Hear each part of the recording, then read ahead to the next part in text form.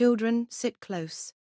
I want to tell you a story not of ships or oceans, but of mountains and valleys, of a time when our family's life was shaped by the land beneath our feet. This is the story of how I came to America, not with dreams of cities and tall buildings, but with the memory of my village, the hills, and the fields that raised me.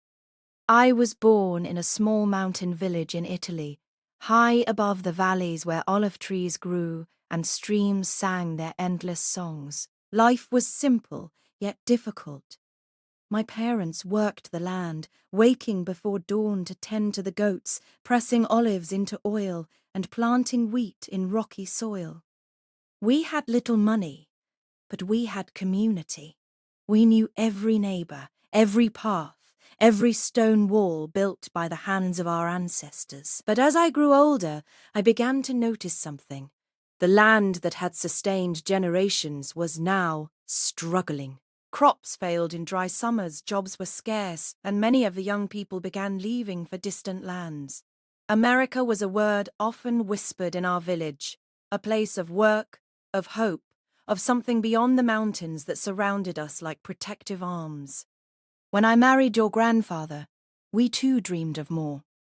He was strong and determined, and I had courage burning quietly in my heart.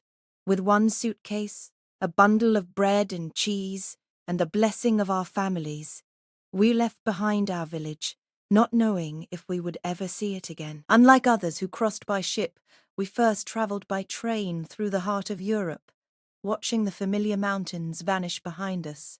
I remember pressing my face to the window, tears streaming down as I said goodbye to the hills of my childhood.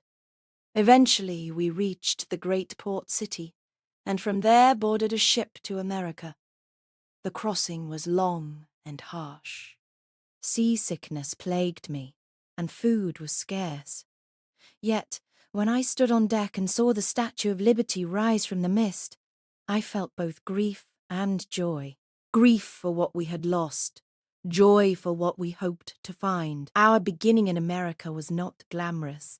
We rented a tiny basement room in New York, damp and dark, where water sometimes dripped from the ceiling.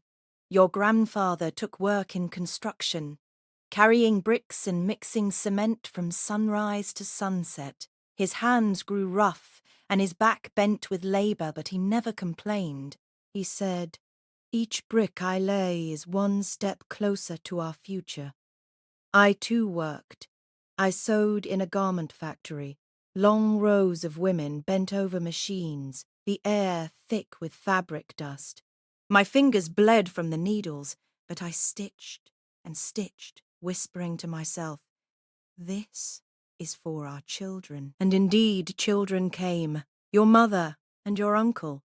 We could not give them olive groves or mountain streams, but we gave them books, clean clothes, and hope.